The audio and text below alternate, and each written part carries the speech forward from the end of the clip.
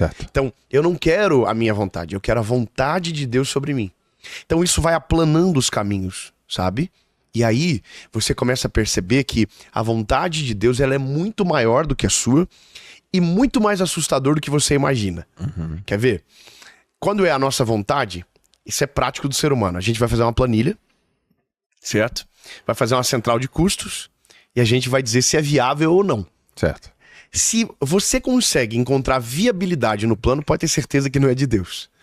Ah, David Leonardo. É lindo, sabe por quê? Porque se cabe no teu orçamento, cabe em você. E o plano de Deus não pode caber em nós. Porque se coubesse em nós, não dependeria dele.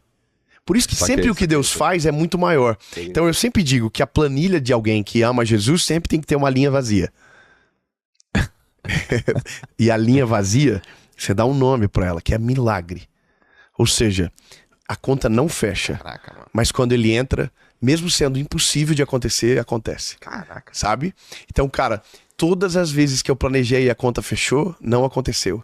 Mas todas as vezes que Deus me deu visões claras sobre o futuro, de coisas que eu não tinha condição de pagar, o Senhor trouxe a provisão como um milagre, sabe, poderoso. Tem coisas da nossa vida, cara, que as pessoas dizem, meu Deus, olha que coisa grande, como que oh, imagina o dinheiro que estão ganhando, porque as pessoas só veem dinheiro, porque normalmente a gente só vê o que a gente ama mais. Cara, tem quantas coisas na nossa vida, pergunta pro Douglas um dia, sobre quando a gente gravou o nosso primeiro especial.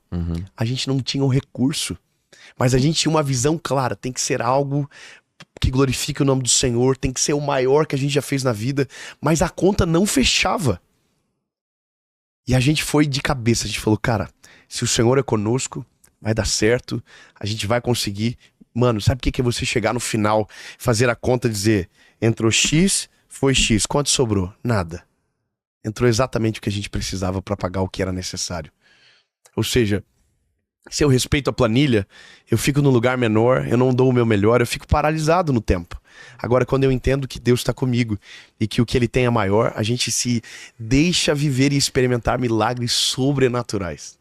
Vou contar uma parada para você. Quando eu era garoto, que o Senhor falou comigo sobre o meu chamado, eu trabalhava com meu pai na época. Depois eu fui, né, evoluindo nas carreiras que eu trabalhava, sempre com venda, depois com rádio e tal. Mas aconteceu um negócio engraçado. Quando eu terminei a minha faculdade, o Senhor falou comigo assim, na minha formatura. Eu tava falando sobre, eu fui chamado para fazer o discurso da formatura, eram 400 alunos se formando, a gente é formado em Direito. E aí eu tô falando, olha, daqui sairão promotores, juízes, advogados, né, autoridades e tal. E o Espírito Santo falou no meu coração, e daqui vai sair um pregador da minha palavra. Era eu. E aí eu sou chorão, já comecei a chorar. E aí todo mundo começou a ficar emocionado, porque tava emocionado com o discurso. Mas eu não tava emocionado com o discurso. Eu tava emocionado com aquela voz dentro de mim. Eu desci do palco, já falei pra minha mãe, ó, mãe, eu não vou advogar. O Senhor falou comigo, e minha mãe já falou, não, pelo amor de Deus, eu fui o primeiro da família a fazer faculdade.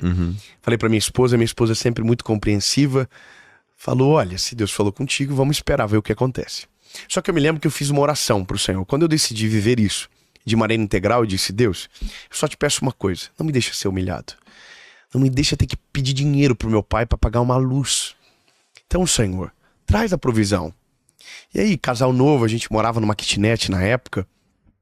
E aí, chegou um mês que eu fui pregar numa igreja. Era final do mês, a gente sempre fechava a nossa planilha, né, no final do mês. Eu preguei sábado e domingo numa igreja, eu vou falar valores porque não é ofensivo. Me abençoaram com uma oferta de R$600 na época. E aí eu fui pra casa, coloquei todo o dinheirinho que a gente tinha do mês, do que a minha esposa ganhava, do que eu havia recebido, tanto pelo meu trabalho como já no que eu fazia. E faltou R$300, cara, pra pagar uma conta. Então naquele outro dia, como eu nunca aceitei ficar com o nome sujo, eu ia ter que passar pela humilhação. Certo. De pedir pro meu pai o que eu havia pedido pro Senhor, que era a única coisa que eu não queria viver mais. Porque eu queria desfrutar da provisão dele. Sim. Cara, naquele dia eu me lembro que eu e minha esposa dobramos o joelho no nosso sofá. Cara, pra mim a cena é muito real, porque eu me lembro exatamente de como era na minha casa. Nós dobramos o joelho e eu disse pro Senhor, Senhor, eu só te pedi uma coisa, Jesus, que eu não queria passar essa humilhação. Senhor, eu não quero ser humilhado, Jesus. Se o Senhor não fazer, vai acontecer exatamente o que eu te pedi que eu não queria. Sabe? Em outras palavras, eu estava dizendo pro Senhor, o Senhor me prometeu. O Senhor ouviu a oração e não falou nada.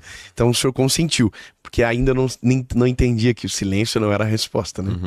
Bom, resumindo. Chegou no outro dia, eu fui pra rádio trabalhar. E terminei o meu programa, era um programa das 2 às 4. E chegou um cara lá na rádio. E era o líder da igreja da noite anterior. E aí ele chegou, bateu a campainha, a nossa recepcionista me chamou e falou, ó, tem um cara que quer falar com você. Eu falei, claro, eu saí do ar, vou lá ver o que que é. Cheguei lá, era o líder da noite anterior. Daí ele olhou pra mim e falou assim, irmão, quero te pedir perdão, cara. Eu falei, mas por quê? Porque ontem, quando eu falei pro nosso pastor a oferta que a gente tinha dado pra você, ele falou que era muito pouco. Então, irmão, eu trouxe o que faltou. E ele me deu um envelope. Aí eu abri assim a primeira parte do envelope, tava escrito, a bênção continua. Eu não abri por delicadeza na frente dele o envelope pra saber quanto tinha, mas eu corri no banheiro, cara, e abri o envelope e tinham exatamente R$300, que era o que faltava da conta.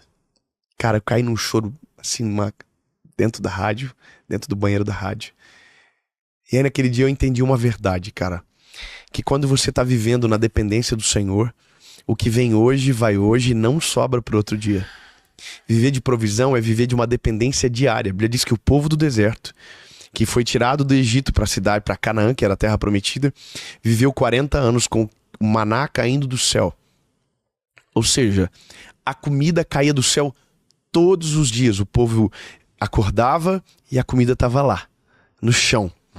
Então eles comiam e a lei era, se vocês guardarem para o próximo dia, vai estragar.